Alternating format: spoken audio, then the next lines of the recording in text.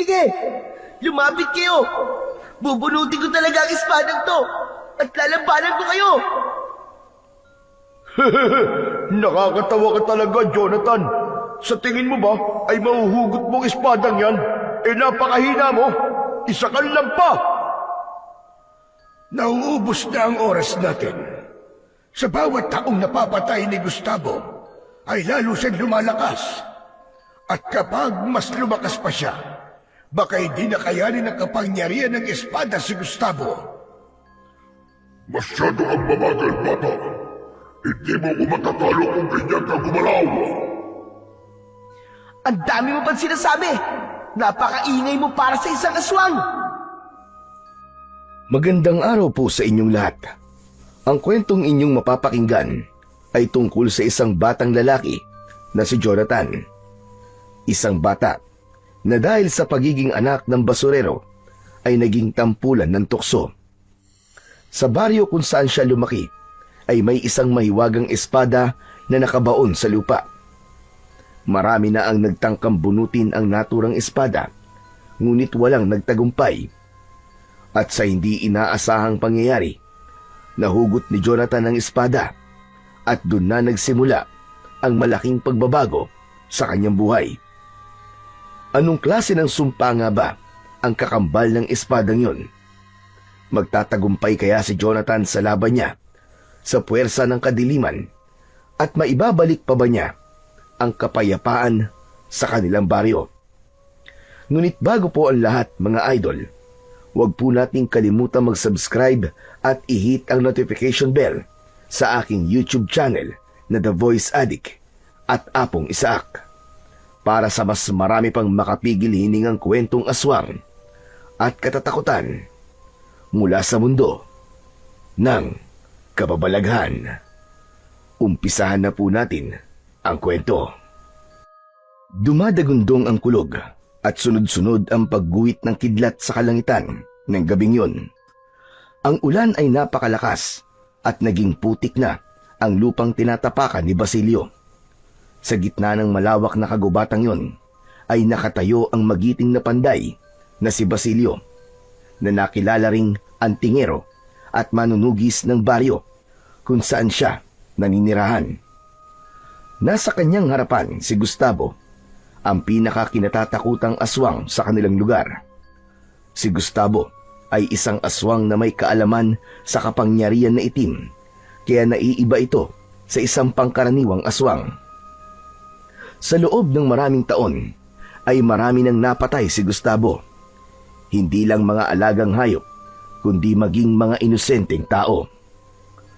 Nasa kamay ni Basilio ang espada ng Bakunawa. Ang espadang yon ay pinanday mula sa isang itim na metal na natagpuan sa bunganga ng isang bulkan.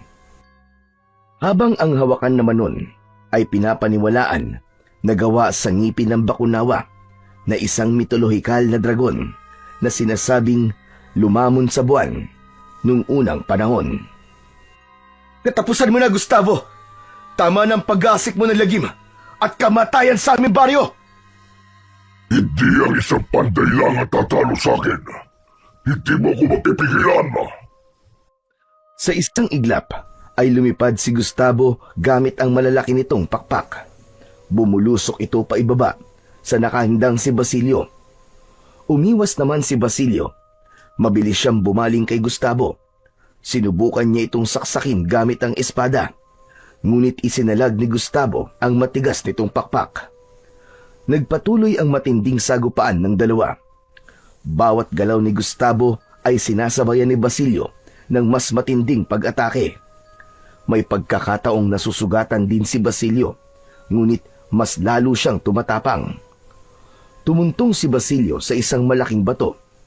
Tumalon siya sa direksyon ni Gustavo at pinaulanan ito ng sunod-sunod na hiwa at saksak. Hanggang sa nangihinang bumagsak sa lupa si Gustavo. Tumayo si Basilio sa tabi ng aswang. Itinaas niya ang espada ng Bakunawa at walang pagdadalawang isip na itinarak niya yon sa tapat mismo ng puso ni Gustavo. Umalingaw-ngaw ang malahalimaw na sigaw ni Gustavo sa buong kagubatan.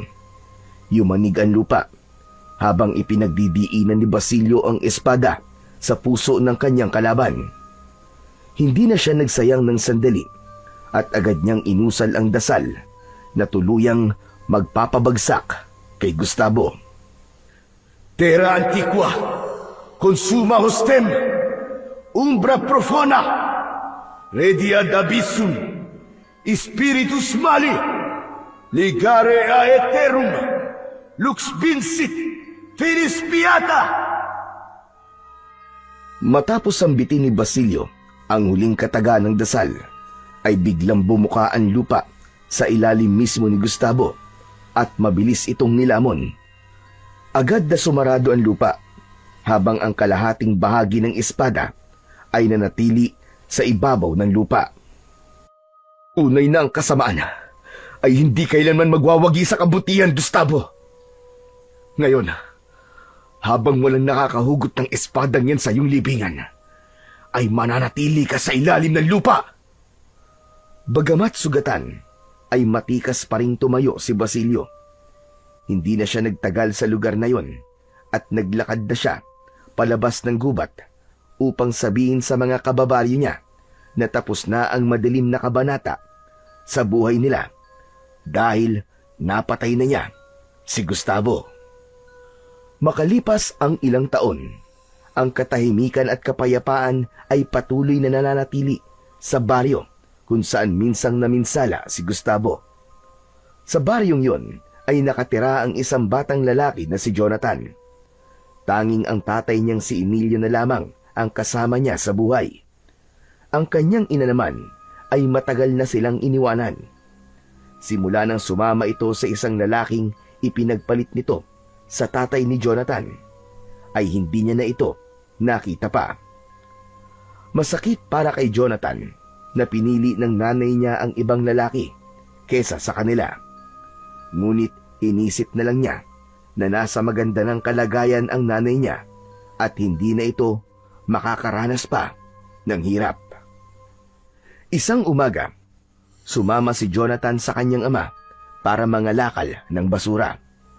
Sa ganong paraan sila nabubuhay dahil sa hindi nakatapos ang tatay niya sa pag-aaral. Isa itong mangangalakal ng basura at minsan ay nangongolekta rin ito ng basura ng mga tao sa kanilang baryo upang ito na ang magtapon sa isang lugar kung saan itinatambak ang mga basura.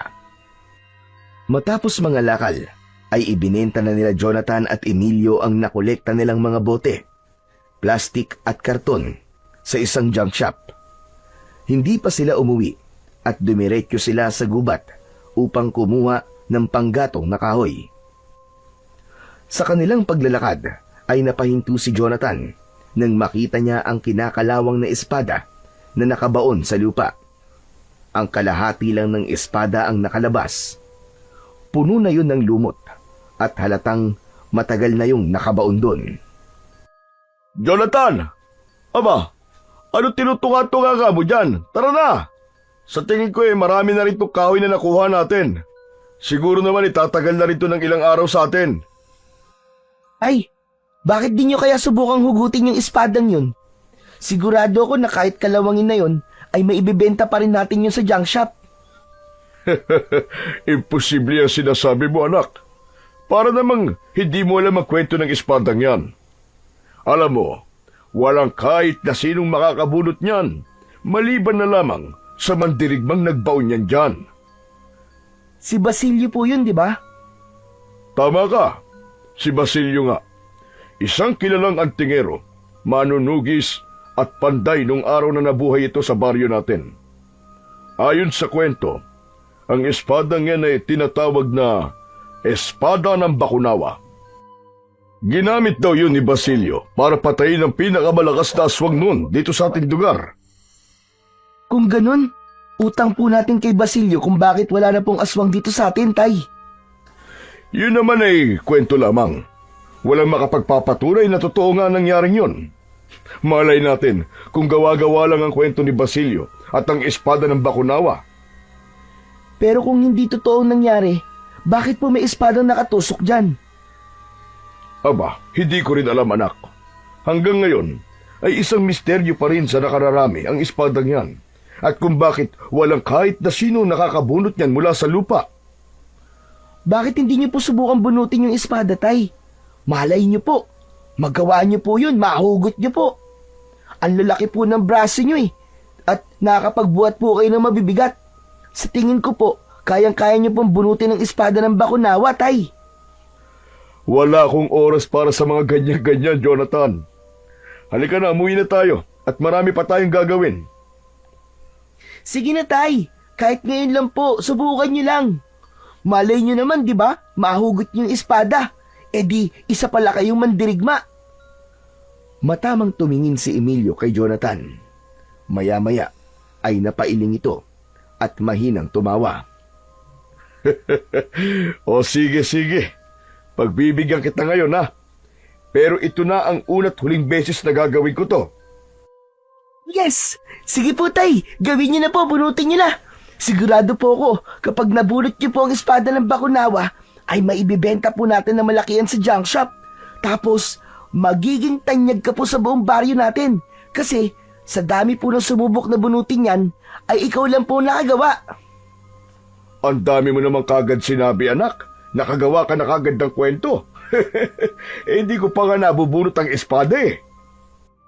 Hanggang sa nilapitan na nga ng mag-ama ang espada ng Bakunawa. Hindi inalis ni Jonathan ang tingin sa kanyang tatay na nakapwesto na sa tapat ng espada. Dalawang kamay ang ginamit ni Emilio para hawakan ang espada. Nang simulang subukang hugutin ni Emilio ang espada, ay lumabas ang ugat sa kamay at braso nito. Bakas ang hirap sa mukha nito, habang si Jonathan naman ay umaasa na magtatagumpay ang tatay niya. Yan, Tay! Sige ba? Kaya niyo yan! Ilabas niyo po ang 100% ng lakas niyo! Isipin niyo po, ikaw si Taguro! Humihingal na binitiwan ni Emilio ang espada ng Bakunawa. Tagaktak ang pawis nito sa muka. Natatawa itong umiling at ginulo ang buhok ni Jonathan. Tay! Bakit sumuko po kayo kaagad? Wala anak eh. Hindi ko talaga kaya. Nakita mo naman, hindi ba? Hindi ko nga nagawang magalaw yung espada eh. Ibig sabihin, hindi ko talaga kaya yan.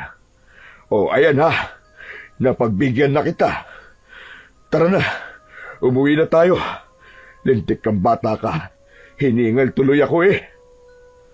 Sa huling pagkakataon, ay sinulyapan ni Jonathan ang espada ng Bakunawa bago siya sumama sa kanyang tatay palabas ng kagubatan. May hinala na maraming taon nang naroon ang espada ng Bakunawa. Ilan na ring matatapang, malalakas, maging mga dayo mula sa ibang bayan ang nagtangkang bunutin ito. Ngunit lahat ay nabigo. Sa tuwing sasapit ang kapistahan ng baryo ni na Jonathan, ay isa sa mga inaabangang bahagi ng pagdiriwang ay ang palarong inorganisa ng kanilang kapitan na kung saan ang sinumang makakahugot sa espada ng Bakunawa ay pagkakalooban ng malaking gantimpala na 50,000 piso at karangalang ituturing na pinakamalakas sa kanilang lugar. Taon-taon, maraming lumalahok at umaasang sila na ang mapipili ng mahiwagang espada. Ngunit sa bawat pagtatangka, wala ni isa mang makapagpagalaw man lang sa espada. Nang makarating na sina Jonathan sa bahay, ay agad siyang nagpaapoy sa lutuan nila na nasa likod. Isinalang niya roon ang maitim na takore na may laman na tubig. Habang hinihintay niyang kumulo ang tubig, ay bumalik sa isipan niya ang espada ng Bakunawa. Para sa kanya, ay totoo ang kwento tungkol sa espadang yon. Naniniwala kasi siya sa mga aswang at sa mga kwentong tila na hahaluan ng pantasya. Naputol ang pag-iisip ni Jonathan nang lapitan siya ni Emilio. Inabot nito sa kanya ang 120 pesos na papel. Tay, ano pong ipapabili nyo? Wala akong ipapabili. Sa'yo yan. Siyempre, tinulungan mo ako sa pangangalakal eh. Kaya dapat, meron ka ring kaparte sa kinita natin ngayong araw. Tay, hindi ko naman po kayo tinulungan kasi umaasa po ako na bibigyan niyo po ako ng pera eh. Tay, ang mabuti pa po, idagdag niyo na lang po yan sa pambili natin ng bigas o kaya naman ng ulam. Okay lang po, Tay. Sa kanya na lang po ako bigyan ng pera kapag pasukan na po sa school. Ay nako anak, para sa'yo talaga yan. Sige na, kunin mo na. Ipambili mo ng kung ano sa tindahan ni Aling Chona. Tay, wag na po. Okay lang po talaga. Kapag nagutom naman po ako eh, may saging naman po tayo dyan eh. Hindi ko naman po kailangan ng pera, Tay. Sigurado ka ba talaga? Opo, sigurado.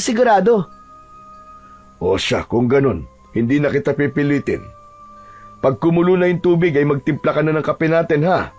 Aayusin ko lang yung higaan natin sa loob.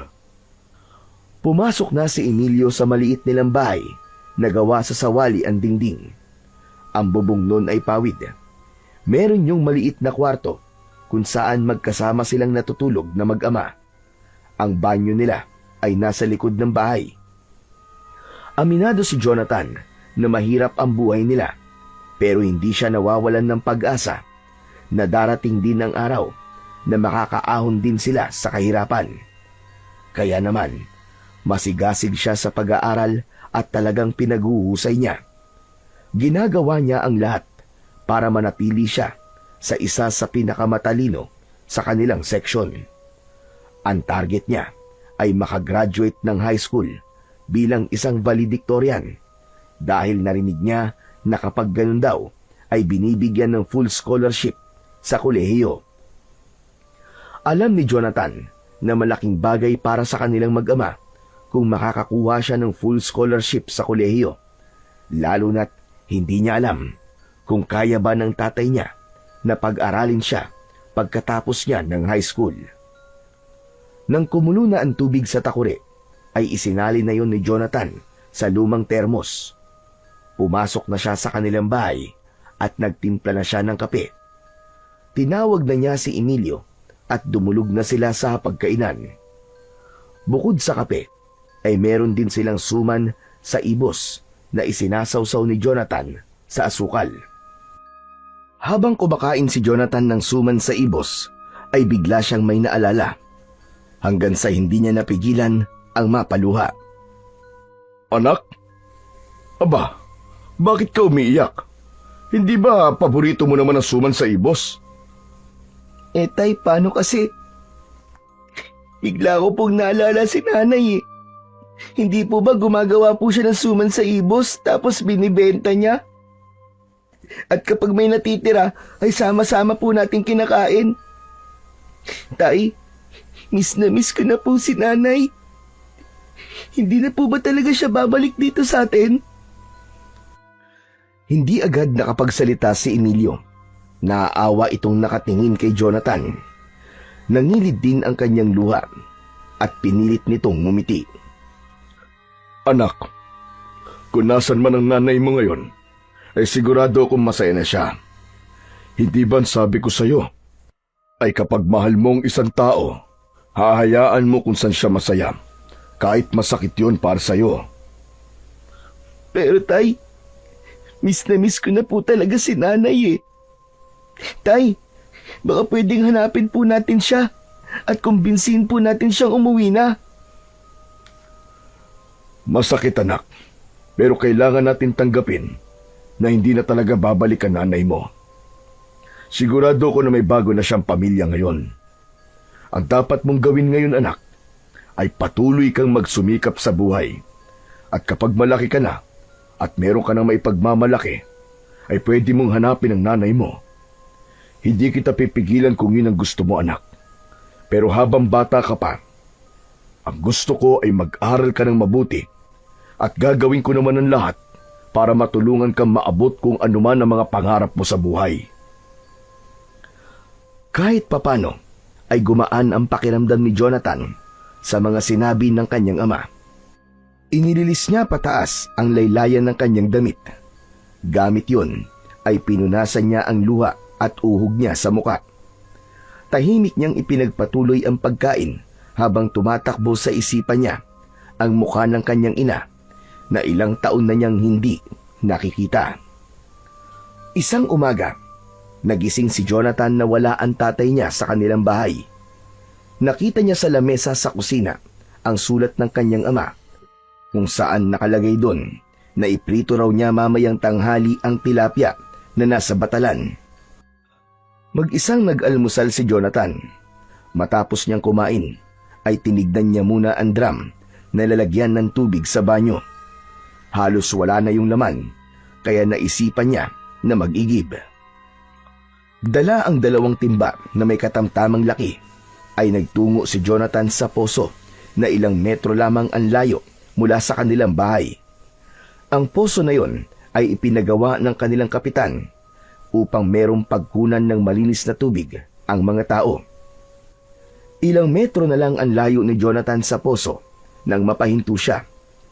Nasa may poso kasi si Budoy kasama ang 3 pang bata. Naliligo at naglalaro ang mga ito sa tabi ng poso. Si Budoy ay kaedad lang ni Jonathan. Hindi niya alam, pero tila mainit ang dugo nito sa kanya at ugali na nitong asarin siya dahil sa anak siya ng isang basurero, habang ito naman ay anak ng kanilang kapitan. Yari na naman. Huwag na kaya ako mag-igib. Pero kung hindi naman ako mag-iigib, paniguradong si tatay na naman na mag-iigib niyan mamaya. Kawawa naman siya. Kung siya pa ang gagawa nito kasi pagod na siya. Nagkaroon ng pagdadalawang isip si Jonathan na magpunta sa poso dahil baka asarin na naman siya ni Budoy. Ngunit naalala niya ang sinabi ng tatay niya na kahit na anong sabihin ni Budoy sa kanya ay huwag niyang pakikinggan at papaniwalaan.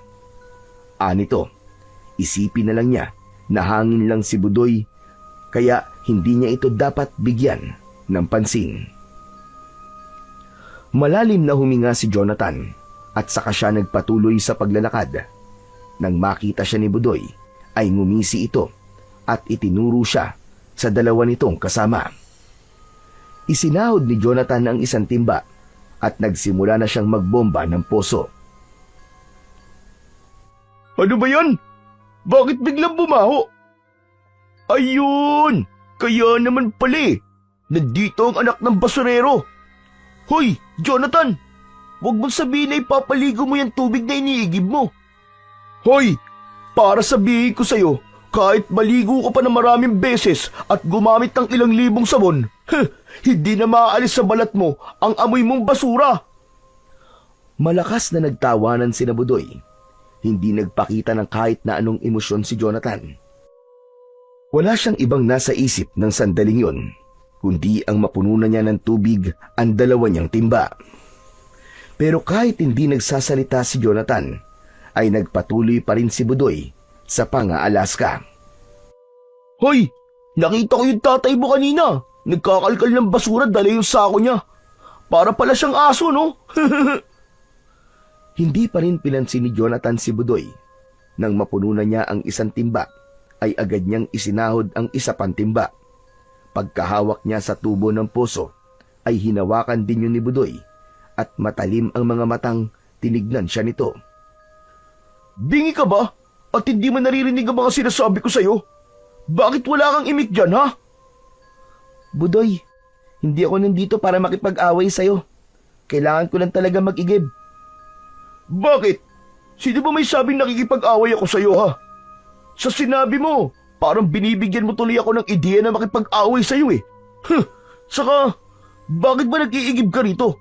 Tatay ko nagpagawa ng posong to, no? Kaya sa amin to. At ako masusunod kung sino lang ang pwedeng gumamit ng poso namin. Pero Budoy, ang perang ginamit sa pagpapagawa ng poso na to ay pera mula sa buwis ng mga tao.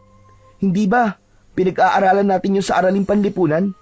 Kaya ibig sabihin ay para sa lahat ng poso na to. Ba't sumasagot-sagot ka na ngayon sa akin, ha? Ano, suntukan tayo? Tara! Kapag nanalo ka sa akin, papayagan na kita mag-igib dito. Alam ni Jonathan na hindi siya dapat pumatol kay Budoy. Isa pa, hindi siya sanay na makipagsuntukan. Kaya ang una niyang naisip ay ang umalis na lamang. Hindi niya na nilagyan ng tubig ang 1 niyang timba. Pero nang kukunin niya na ang timba na may lamang tubig, ay bigla yung itinapon ni Budoy at maangas siya nitong tinignan. Malalagyan mo na ng tubig ang mga timba mo kapag nanalo ka ng suntukan sa akin. Budoy, ayoko makipagsuntukan sa'yo. Hindi ako mananalo sa'yo eh. Duwag ka naman pala eh. Kung ayaw mo makipagsuntukan, di ako na lang ang mag-uumpisa. Laking gulat ni Jonathan nang bigla siyang sinuntok ni Budoy. Tumama ang matigas nitong kamao sa kaliwa niyang mata. Sandaling nagdilim ang paningin niya. Nakaramdam siya ng pagkahilo kaya napaupo siya sa lupa. Ipinilig ni Jonathan ang kanyang ulo at doon na bumalik sa normal ang kanyang paningin. Ano, Jonathan? Tumayo ka dyan! Labanan mo ako! Ayoko, Budoy. Parang awa mo na. Wala naman akong ginagawang masama sa iyo eh. Wala nga. Pero ang sakit kasi sa ilong ng amoy mo eh. Palibasa, anak ka ng isang basurero. Mabaho!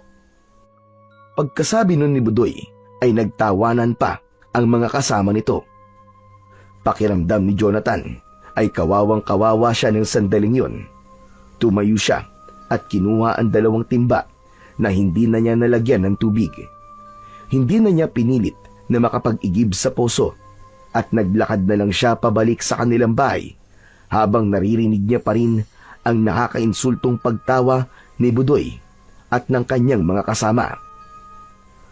Nang makauwi si Jonathan sa bahay, ay doon na niya nagawang umiyak. Hindi dahil sa masakit na suntok ni Budoy, kundi sa awa sa kanyang sarili. Pakiramdam niya ay napakahina niya dahil hindi niya nagawang lumaban. Aminado siyang takot siya kay Budoy, kaya kahit ang sagutin ito ng pabalang ay hindi niya kaya. Matapos umiyak, ay humarap siya sa salamin. Kinabahan siya dahil sa black eye sa kanyang kaliwang mata. Alam niya na kapag nakita yon ng tatay niya, ay tatanungin ito kung bakit siya meron nun. Kilala niya ang kanyang ama at hindi ito papayag na hindi nito kakausapin si Budoy o ang tatay nito. Kaya naman, nagdesisyon si Jonathan na magsinungaling na lang mamaya sa kanyang ama. Pinalipas muna ni Jonathan ang oras. Nang sumilip siya sa may poso, ay nakita niyang wala na roon sina Budoy at saka siya nag-igib ng tubig. Ilang beses siyang nagpabalik-balik sa poso bago niya napuno ang drum sa kanilang banyo. Matapos yun, ay sinimulan na ni Jonathan na iprito ang tilapia habang nagsasaing siya. Sa pagkakataon na yon, ay dumating na si Emilio. Nagpunta ito sa likod ng bahay kung saan abala si Jonathan sa pagluluto. Panay ang iwas niya ng mukha rito upang hindi nito makita ang pasa sa kaliwa niyang mata. Ngunit tila nakahalata na si Emilio, kaya hinawakan nito ang mukha ni Jonathan. Labis na nabahala si Emilio nang makita ang itinatago ng anak. Oh, Jonathan! Ano nangyari sa isa mong mata? Bakit may black eye ka?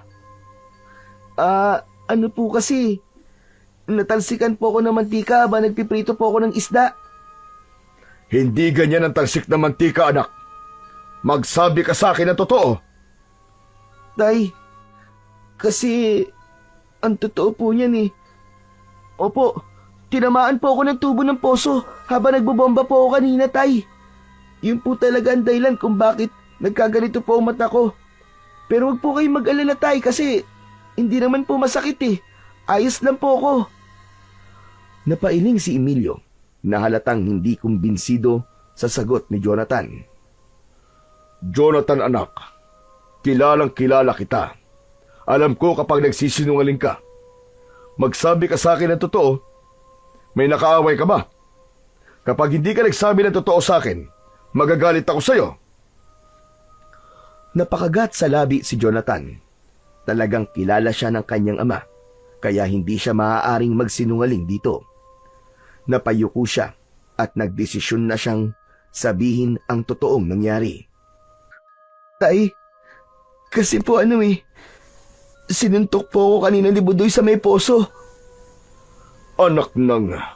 Si Budoy na naman. Ano nangyari at sinuntok ka niya? Mag-iigib po kasi sana ako kanina sa poso. Inaron po si Budoy. Inasar na naman po niya ako. Pero hindi ko naman po siya pinapansin eh.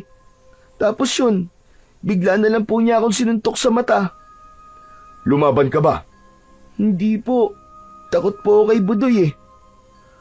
Matindi na talaga ang Budoy na yun ah. Ano bang kasalanan mo sa kanya at palagi kanyang pinagtitripan? Tayayaan na lang po natin. Ayos lang naman po ako eh. Lalagyan ko na lang po ito ng yelo mamaya para mabilis po na mawala ang pasa. Hindi. Hindi maaari to. Hindi na ako makakapayag. Hindi ko na pwedeng palagpasin ang ginawa niyang yan sa'yo. Pisikal ka na niyang sinaktan, anak. Ang dapat sa kanya ay tinuturuan na ng leksyon. Bumakas ang pagkabahala sa mukha ni Jonathan, lalo na nang mapansin niya na galit na ang tatay niya. Tay, ano pong gagawin niyo kay Budoy? Basta, tuturuan ko siya ng leksyon. Aalis na sana si Emilio, pero mabilis itong hinawakan ni Jonathan sa braso. Takot na takot siya na baka saktan din ng tatay niya, si Budoy. Tay, wag na po. Hayaan niyo na lang po siya. Ako na lang po ang iiwas sa susunod para hindi na po ito mangyari. Hindi, Jonathan. Dapat ay matigil na itong pananakit at pangaasar niya sa'yo. Palibasa, mukhang hindi siya napagsasabihan ng tatay niya. Pero tay, Pabayaan mo ko, Jonathan, ha? Para din sa itong gagawin ko. Dito ka lang at huwag ka susunod. Tapusin mo ang pagluluto. Napatda si Jonathan. Yun ang unang beses na nasigawan siya ni Emilio ng ganun kalakas. Pakiramdam niya ay ibang tao ito ng sandaling yun. Kusang bumitaw ang kamay niya sa braso nito.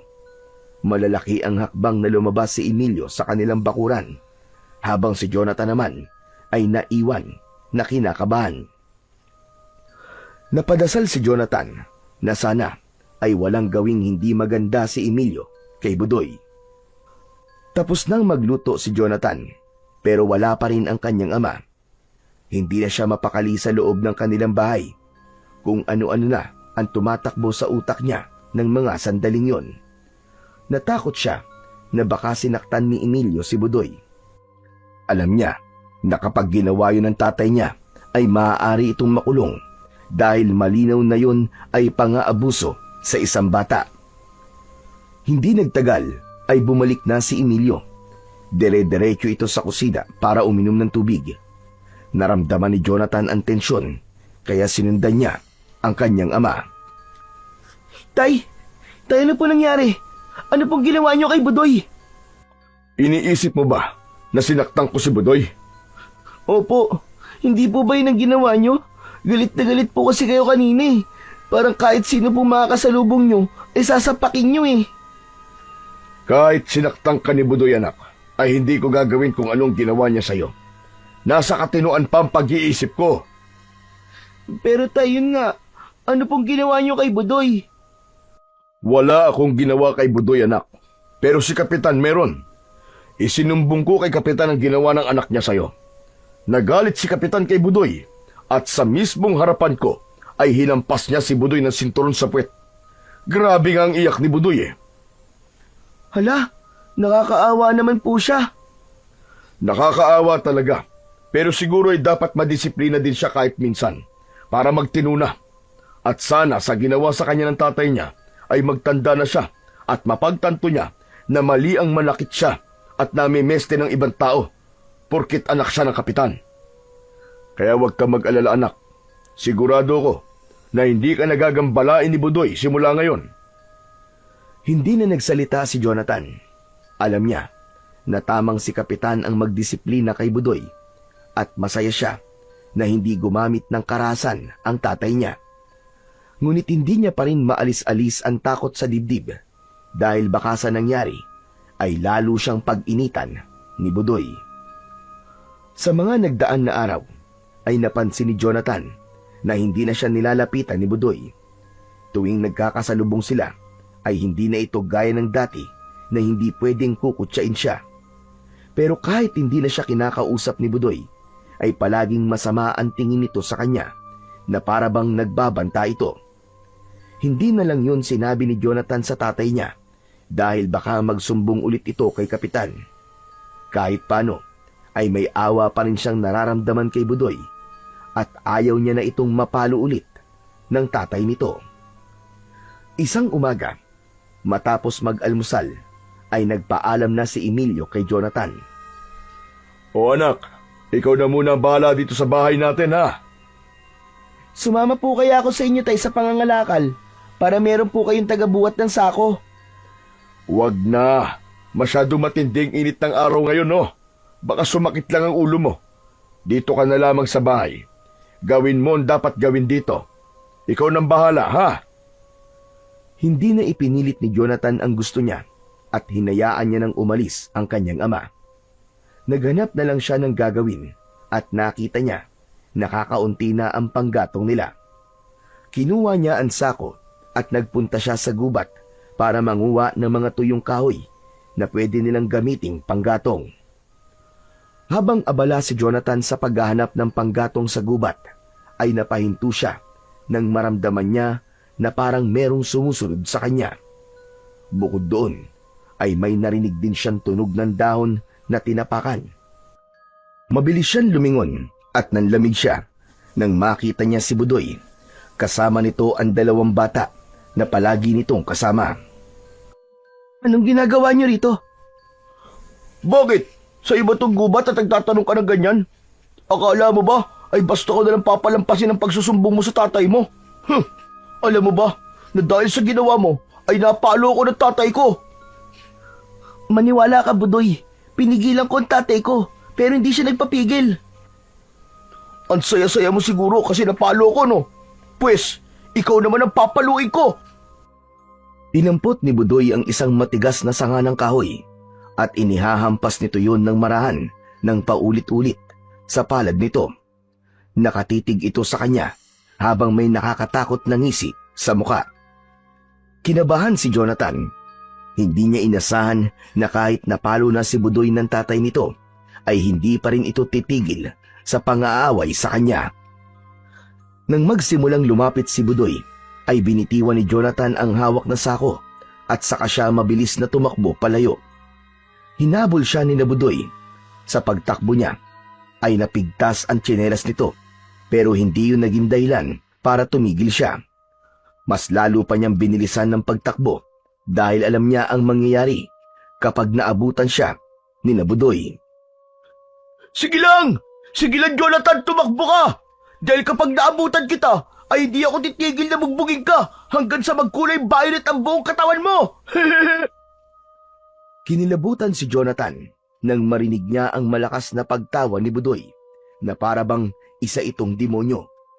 Nang sandaling yun ay naisip niya na wala na siyang ibang magagawa kundi ang maghanap ng bagay na maaari niyang gamitin upang ipagtanggol ang kanyang sarili. Bumagal na kasi ang pagtakbo niya dahil tinamaan na siya ng pagod.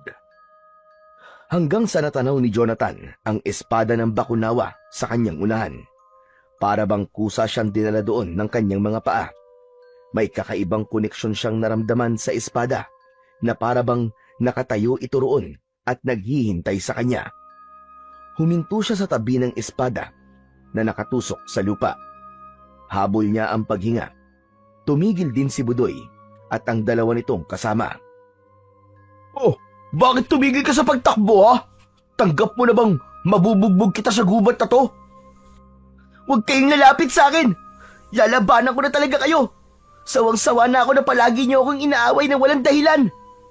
Aba, matapang ka na ngayon, ha? Saka anong sinasabi mo na wala kaming dahilan kaya inaaway ka namin? Nakakapikon ka kasi. Nakakapikon niyang pagbumuka mo at ang amoy mo.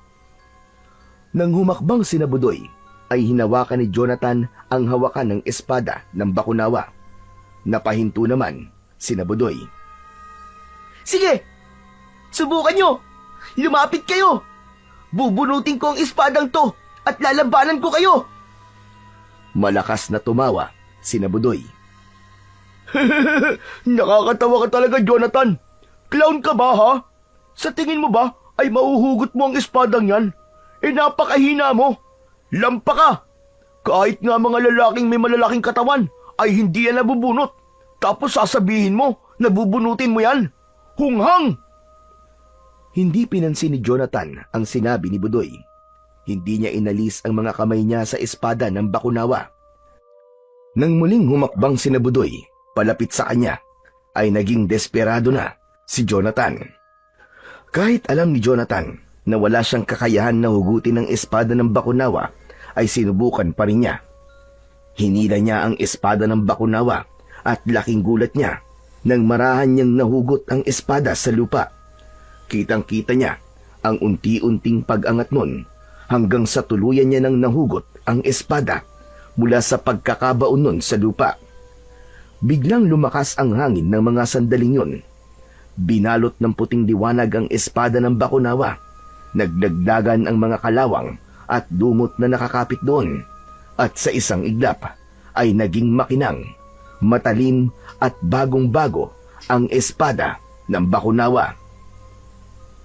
Nanginig ang buong katawan ni Jonathan habang hawak ang espada. Si Budoy naman ay halos malaglag ang panga sa labis na pagkabigla. Maging ang mga ito ay hindi makapaniwala sa kanilang nasaksihan. Takot na tumakbo si Budoy palayo kay Jonathan. Naiwan naman si Jonathan na hawak ang espada ng Bakunawa.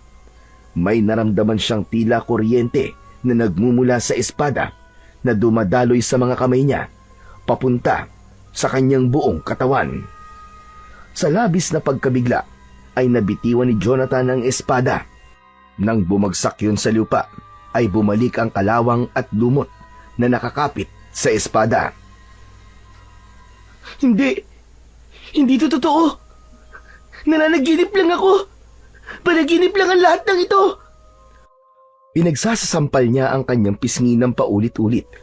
Kinurot din niya ang kanyang braso, pero nanatili siyang gising. Doon niya napagtanto na hindi panaginip ang nangyari at totoong siya ang nakahugot sa espada ng Bakunawa. Tatakbo na sana si Jonathan, ngunit bigla siyang natigilan at tinignan niya ang espada. Hindi niya maintindihan, pero patuloy niyang nararamdaman ang koneksyon niya sa bagay na yon. Naisip niya na kung iiwan niya yun doon, ay baka makuha pa yun ng ibang tao. Kaya naman, agad niyang binalikan ang espada at dinampot niya yon. Muling nawala ang kalawang at lumot ng espada nang hawakan niya yon.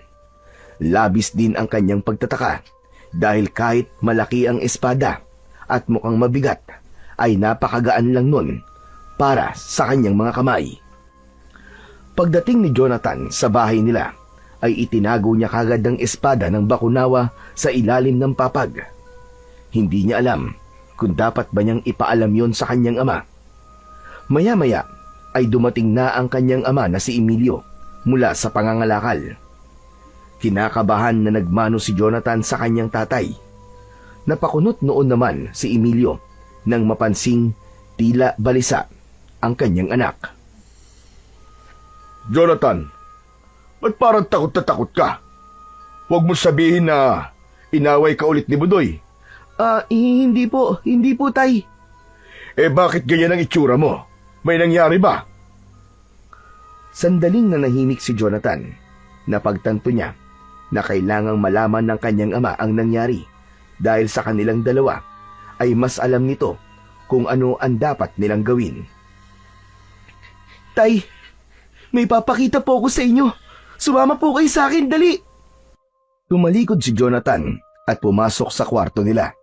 Nagtatakang sumunod naman si Emilio sa kanya. Ano ba yun? Ano ba ipapakita mo sa akin? Sumilip po kayo sa ilalim ng higaan natin, tay. May pagtataka man ay sinunod pa rin ni Emilio si Jonathan. Yumukod ito at sumilip sa ilalim ng kanilang papag. Nang muling tumingin si Emilio kay Jonathan, ay nanlalaki na ang mga mata nito. Jonathan, totoo bang nakita ko? Hindi ba ang espada ng Bakunawa to? Opo, tay. Tama po kayo. Teka, paanong?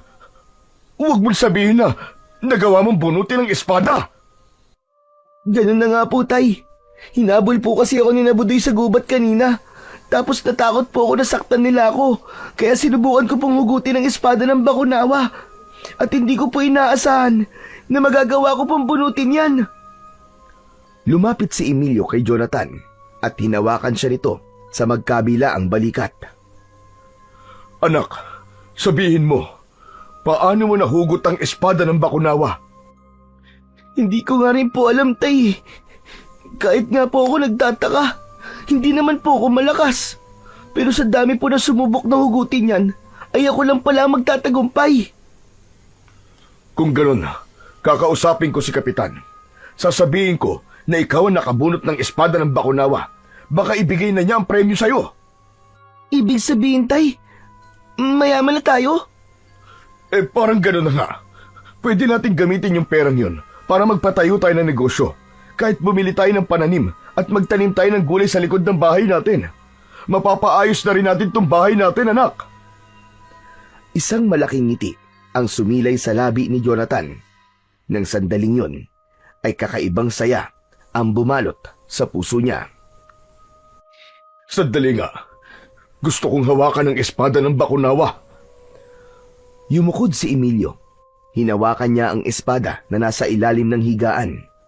Pinilit nito yung hilain, pero hindi ito nagtagumpay. Hindi man lang natinag ang espada. Sandali. Aba, bakit hindi ko mabuhat ito? Napakabigat.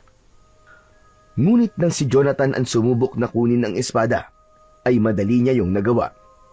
Muling nawala ang kalawang at lumot na nakabalot sa espada nang mahawakan niya yon. Labis namang namangha si Emilio. Kung ganun, ikaw lang ang nakakabuhat sa espada ng Bakunawa, anak. At paanong nawala ang kalawang at lumot niya nang mahawakan mo? Hindi ko rin po alam talaga, tay. Ang totoo, naguguluhan po talaga ako sa nangyayari ngayon. Okay, sige, ganito na lang. Saka na natin isipin yan. Pupuntahan ko muna si Kapitan at sasabihin ko na nahugot mo na ang espada ng Bakunawa. Nagmamadaling umalis si Emilio habang si Jonathan ay hawak pa rin ng espada. Hanggang sa sandaling yun ay nagtataka pa rin siya kung bakit sa dami ng mas malalakas na kalalakihan na sumubok na hugutin ng espada ay siya pa ang nagtagumpay na kunin yon mula sa gubat. Nagpunta kagad si Emilio sa barangay hall upang sabihin sa kanilang kapitan ang tungkol sa paghugot ni Jonathan sa espada ng Bakunawa. Sa una ay hindi naniwala ang kapitan hanggang sa nagpasya itong magtungo sa bahay ni Jonathan. Hindi ito makapaniwala nang makitang hawak ni Jonathan ang espada. Sinubukan pa nitong buhatin ng espada, ngunit hindi man lang yun naiangat ni kapitan. Nang si Jonathan naman ang sumubok, ay magaan lang nitong naitaas ang espada na parang isang patpat. Dahil doon ay iginawad ng kapitan ang matagal nang ipinangakong gantimpala na 50,000 piso para sa sinumang makakahugot ng espada.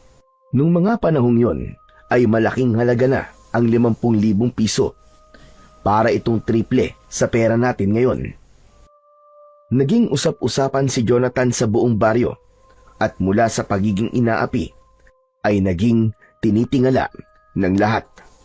Si Budoy naman, ang batang palaging nangungutya sa kanya, ay nagsimulang umiwas at hindi na muling inaway si Jonathan. May ilang matatanda at kabataan pa ang sumubok na buhatin ng espada pero walang nagtatagumpay. Si Jonathan lang talaga ang kayang humawak at magbuhat nito na siyang lalong nagpatibay sa paniniwalang may kakaibang dahilan kung bakit siya ang napili ng espada ng Bakunawa. Ang gantimpalang pera ay ginamit ni na Emilio at Jonathan sa mabuting paraan. Bumili sila ng mga kagamitan para makapagsimulang magtanim sa maliit nilang bakuran at sa bakanting lote sa likod ng kanilang kubo. Unti-unting huminto si Emilio sa pamamasura. Pinakumpuni rin nila ang kanilang kubo para kahit papano ay maging matibay yun. Ang natirang pera naman ay itinabi ni Emilio para sa pag-aaral ni Jonathan. Simula nang mahugot ni Jonathan ang espada ng Bakunawa, ay malaki na ang naging pagbabago sa buhay nila. Isang gabi, masayang naghahapunan ang mag-ama. Pritong liempo at ginisang munggo ang ulam nila. Hindi ko alam kung kailan ang huling beses na nakapag-ulam tayo ng karne, anak. Salamat, dahil nangyayari ang lahat ng ito dahil sa'yo. Pero tay, bakit po kaya ako nakahugot ng espada ng Bakunawa? Hanggang ngayon po kasi, hindi ko pa rin po alam ang sagot. Anak, walang nakakaalam kung bakit ikaw ang nakagawa nun. Siguro'y may kung anong espesyal sa'yo. Ang mahalaga ay gamitin natin ang tama ang perang nakuha natin kay Kapitan para kahit paano ay makaahon tayo sa kahirapan kahit paunti-unti. Sayang po, no? Kung nandito lang po sana si nanay, sigurado akong matutuwa siya. Baka nga po palagi siyang nasa labas at ipinagmamalaki ako sa mga kapitbahay natin. Tama ka, anak. Hindi ba palaging proud ang nanay mo sa'yo kapag nagiging top 1 ka sa klase nyo? Malalim na huminga si Jonathan habang binabalikan niya ang masasayang alaala kasama ang kanyang ina. Naniniwala siya na mas magiging masaya sana sila kung kasama lang nila ito. Sa gitna ng hapunan ng mag-ama ay nagulantang sila nang makaramdam sila ng malakas na paggalaw ng lupa. Gumalaw lahat ng mga gamit nila. Tay, ano po nangyayari? Lumilindol, anak. Kailangan natin lumabas ng bahay. Magkahawak ng kamay na lumabas sina Jonathan at Emilio. Maging ang mga kapitbahay nila ay nagsilabasan rin. Napansin nila ang makapal na ulap at ang mabilis nung paggalaw. Isang napakalaking kidlat ang gumuhit sa kalangitan na sinundan ng isang napakalakas na ungol na parang nanggagaling sa isang mabangis na hayop. Matapos ang pagyanig ng lupa, ang lahat ay napatingin sa direksyon ng kagubatan. Nang mula roon ay lumipad ang isang nilalang na may malalaking pakpak. Imbis na magtago o tumakbo ang mga tao, ay namamanghang tinignan pa ng lahat ang nilalang. Tay, ano po yun? Hindi ko alam, anak. Pero masama ang kutob ko dito. Ang mabuti pa ay pumasok na tayo sa loob ng bahay natin. Biglang lumipad ng mabilis ang nilalang papunta sa baryo. Habang papalapit yun, ay unti-unting nakita ni Jonathan ang anyo ng nilalang. Bukod sa malalaki nitong pakpak na maihahalin tulad sa isang paniki, ay meron din yung mahahabang kuko. Tila umiilaw din sa dilim ang namumula nitong mga mata at ang ngipin nun ay parang malalaking talim ng lagari. Habang nakatayo ang mga tao sa gitna ng kalsada at tinatanaw ang nilalang, ay bigla itong bumulusok pababa at sumugod patungo sa baryo. Nagtakbuhan ang mga residente. Ang ilan ay nagsisisigaw, habang ang iba naman ay hindi nakagalaw nang dahil sa labis na takot. Agad na hinilan ni Emilio si Jonathan papasok ng bahay at isinara nito ang pinto. Mula sa siwang ng bintana, nakita ni Jonathan ang karumal-dumal na tagpo. Ang nilalang ay walang habas na umatake. Iwinawasiwas nito ang malalaki nitong pakpak sa mga tao. May mga sinakmal ito at ang iba naman ay kinakaladkad. Napaupo si Jonathan sa sahig habang nakasilip sa bintana. Nanlamig ang kanyang katawan at nanginig ang kanyang mga kamay. Ang kanyang dibdib ay mabigat at puno ng kaba. Makalipas ang ilang minuto, biglang tumahimik ang paligid. Wala na ang sigawan at wala na rin ang nilalang. Ang tanging natira sa labas ay mga sugatang mga tao at ang iba ay nakahandusay sa lupa at tila wala ng buhay. Dahil sa pangyayaring yun, ay nagpatawag ng pagpupulong ang kanilang kapitan sa plaza. Pinag-ingat nito ang lahat at hinimok ang mga kalalakihan na makipaglaban kung sakaling muling umatake ang nilalang na wala pang nakakaalam kung ano. Nang dumating si Emilio sa bahay mula sa pagpupulong sa plaza, ay agad na sinalubong ni Jonathan ang kanyang ama. Tay, ano po nangyari sa pulong ni na kapitan? Ano pong mga sinabi niya? Alam na po ba nila kung anong klaseng halimaw po yung umatake kagabi? Hindi rin nila alam, anak, kung anong nilalang yun. Ang sabi lang ay mag-iingat tayong lahat dahil baka muling umatake yung halimaw. Dapat daw ay lumaban ng mga kalalakihan. Kung ganun po, Tay, lalabanan po natin yung halimaw kapag bumalik siya rito. Hindi po ba't lalaki din po ako? Sa bahay na ito, anak, ako lang ang makikipaglaban. Hindi pwedeng pati ikaw ay lalaban sa halimaw na yun. Bata ka pa, Jonathan. Baka kung anong mangyari sa'yo. Pero baka po kung ano rin na mangyari sa inyo, Tay. Hindi po ba? Ang daming sugatan at may ilan din pong namatay kagabi dahil sa halimaw na yun. Wala akong magagawa, anak, kundi ang lumaban. Lalo na kung manganganib ang buhay mo. At bilang tatay mo, obligasyon ko ang protektahan ka. At isa pa, simula ngayon ay hindi ka na pwedeng lumabas ng bahay, lalong-lalo na paggabi.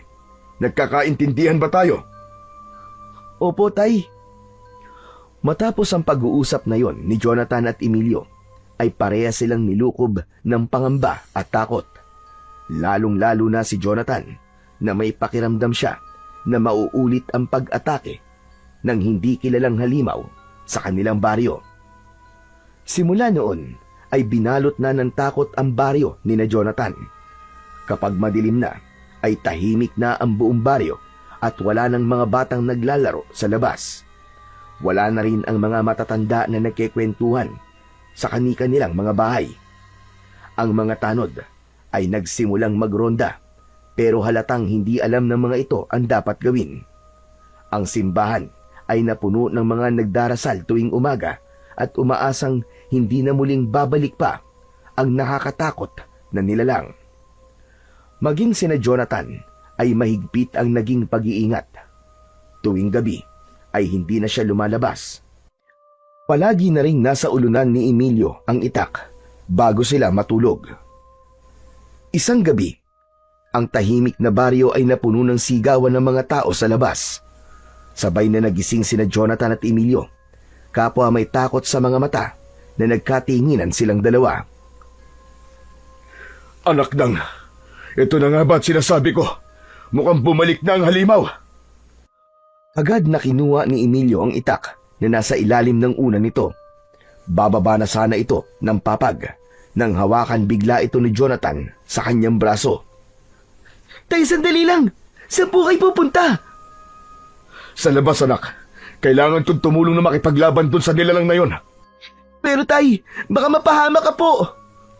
Mapahamak o hindi, anak, ay wala akong pakialam. Nangako ko kay Kapitan na isa ako sa haharap sa halimaw na yon. Dito ka lang sa loob ng bahay. Huwag na huwag kang lalabas dito kahit na anong mangyari.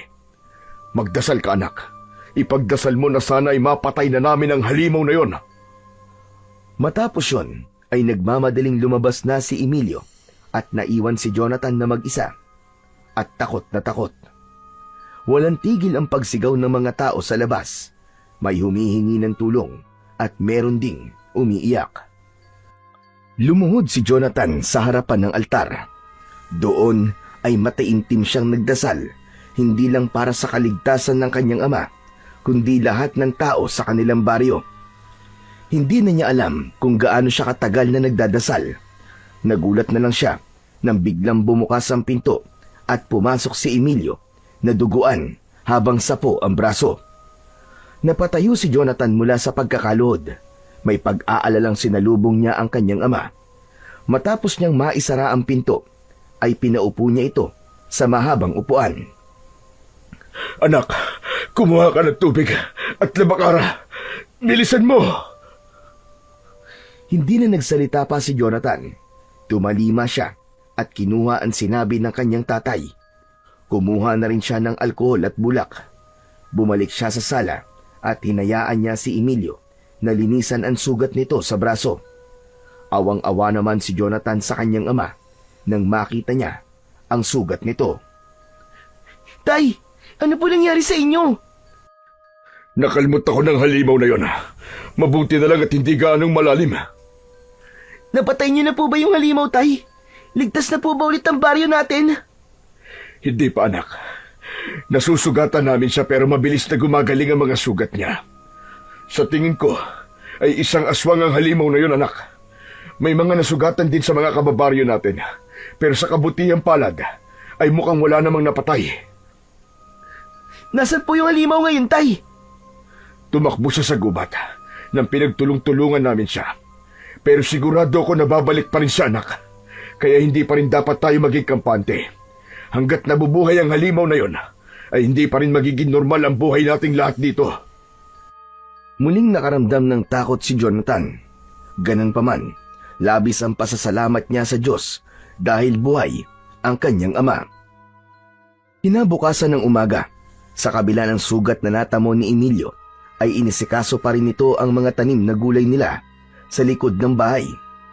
Tinulungan ito ni Jonathan upang hindi ito masyadong mapagod, at pagkatapos maligo ay nagpalit na ng damit si Emilio.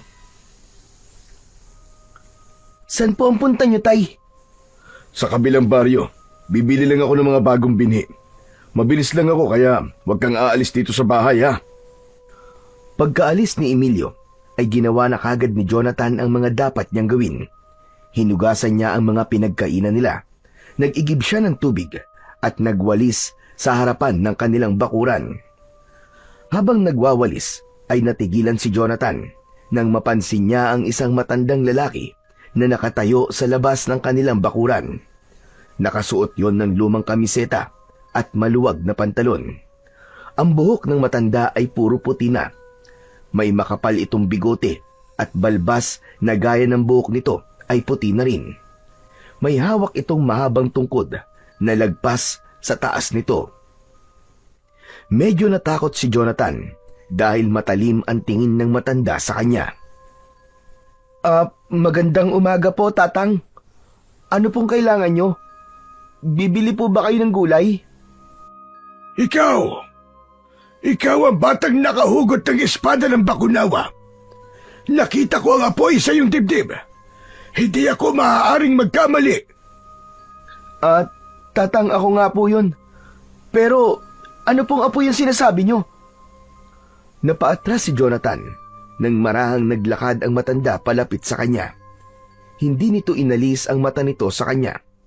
Huminto ang matanda sa harapan ni Jonathan at hindi niya inaasahan na mahina nitong pupukpukin ang ulo niya gamit ang tungkod nito. Napahawak siya sa ibabaw ng kanyang ulo. Aray ko naman, Tatang. Bakit po nananakit kayo bigla? Dahil ikaw ang dahilan kung bakit muling nabuhay si Gustavo. Ano po? Wala po akong kilalang Gustavo eh. Nalipasan lang po yata kayo ng gutom kaya kung ano-ano po sinasabi nyo. May pandesal at itlog po kami sa loob. Gusto niyo po bang kumain muna? Si Gustavo. Siya ang aswang na sumasalakay ngayon dito sa inyong baryo. Ikaw ang may kagagawan kung bakit siya bumangon sa kanyang libingan. Teka, Lolo. Wala po akong alam sa sinasabi nyo. Naputol sa pagsasalita si Jonathan nang makita niya ang paparating na si Emilio. Lumapit ito kay Jonathan at tinignan nito ang estrangherong matandang lalaki. Sino po kayo, Tang? Ikaw ba ang ama ng batang ito? Ako nga po, bakit po? May ginawa po ba ang anak ko sa inyo? Hindi lang sa akin, kundi sa ating lahat. Ako si Basilio. Ako ang unang nagmamayari ng espada ng Bakunawa. Gulat na nagkatinginan sina Jonathan at Emilio. Pwede po bang sa loob na po tayo mag-usap? Halina po kayo. Nagpatiuna si Emilio na pumasok sa loob ng bahay habang nakasunod naman si Jonathan. Panay ang lingon niya sa matanda dahil baka hampasin na naman siya nito ng tungkod. Pinaupo nila ang matanda sa pang-isahang upuan habang ang mag-ama naman ay magkatabi sa mahabang upuan. Totoo po ba sinabi nyo na kayo po si Basilio na nagtusok ng espada ng Bakunawa sa gubat? Yung tumalo noon sa isang napakalakas na aswang? Dapat ko pa bang ulitin ang sinabi ko? Pero Tatang, ang akala ko ba gawa-gawa lang ang kwento tungkol sa inyo? Saka, paano nyo po mapapatunayan na totoo ang sinasabi nyo? Nasaan ang espada ng Bakunawa? Dalhin niyo sa akin. Muling nagkatinginan ang mag-ama. Nang tumango si Emilio, ay kinuha na ni Jonathan ang malaking espada sa ilalim ng higaan. Akin na ang espada, bata. Ibigay mo sa akin. Pero tatang, ako lang po nakakabuhat nito eh. Baka kapag binigay ko po to sa inyo mabalian po kayo ng buto. Basta ibigay mo na lamang sa akin. O yan na po. Hindi niyo naman po kailangan sumigaw at magalit eh. Basta binalaan ko na po kayo May pag-aalinlangan na inabot ni Jonathan ang espada ng bakunawa sa matandang lalaki. Tumayo ang matanda at kinuha nito mula sa kanya ang espada. Nanlaki ang mga mata nila nang nagawang buhati ng matanda ang espada. Yun nga lang, naging makalawang at puno ng lumot ang espada sa kamay nito. Iwinasiwas pa ng matanda ang espada at pinaikot-ikot sa itaas ng ulo nito. Napayuko si Jonathan dahil muntik na siyang tamaan ng espada. Tama na po, tatang. Baka mapugutan niyo pa po ako ng ulo eh. Naniniwala na po kami na kayo nga po si Basilio. Huminto ang matandang si Basilio at ibinalik nito ang espada ng bakunawa sa bata. Nawala ang kalawang at lumot ng espada nang hawakan yun ni Jonathan. Pero tatang, kung kayo nga po si Basilio, bakit hindi po nawala ang kalawang at lumot ng espada ng hawakan nyo? Bilang dating tagapangalaga ng espada ng bakunawa, ay may kakayahan pa rin akong buhatin ito.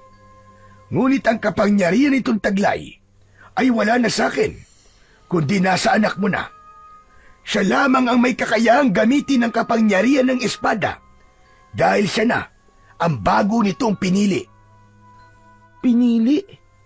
Bakit po sa dami ng malalakas na tao dito sa baryo namin, ay ako pa po ang pinili ng espada ng bakunawa?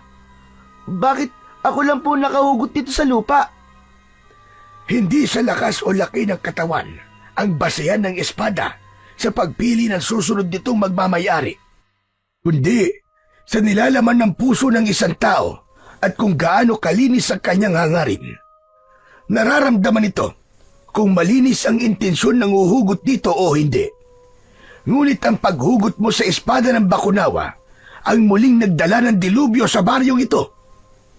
Ikaw ang dahilan kung bakit muling nabuhay si Gustavo, ang sinauna at malakas na aswang na ngayon ay nananalasa na sa lugar na ito.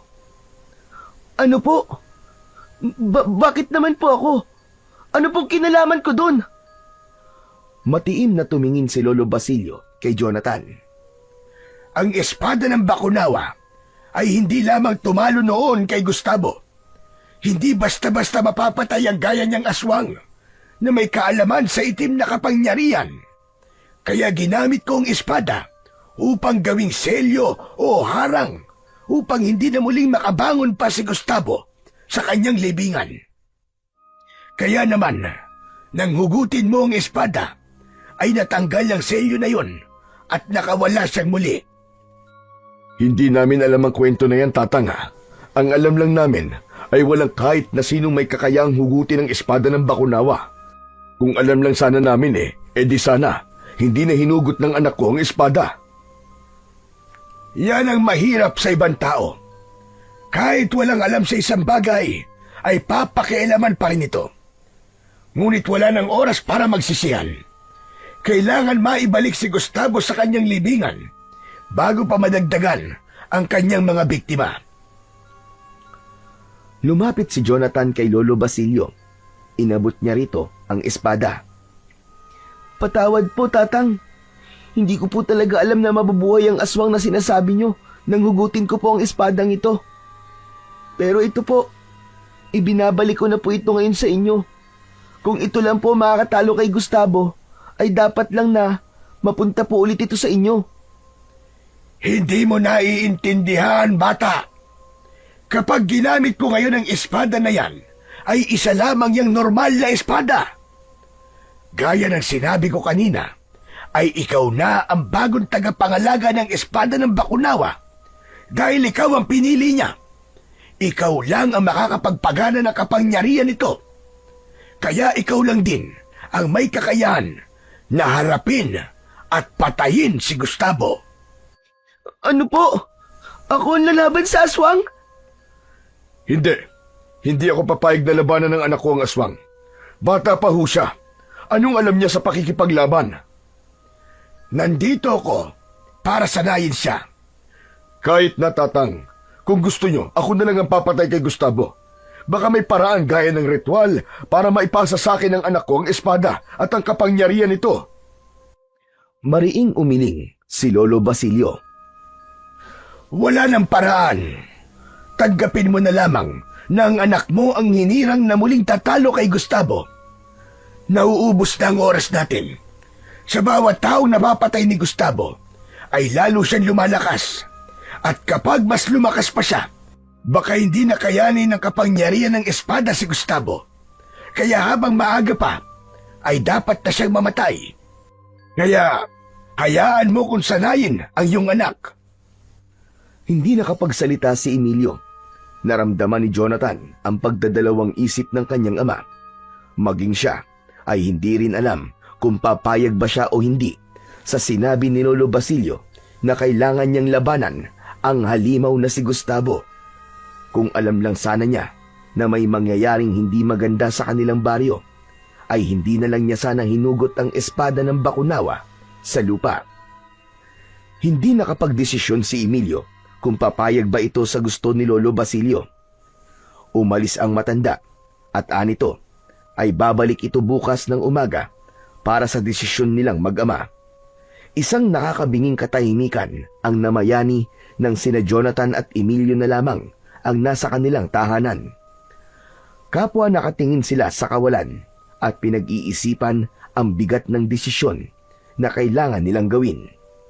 Ngunit bukod doon ay may isa pang bagay ang nagpapabigat sa dibdib ni Jonathan.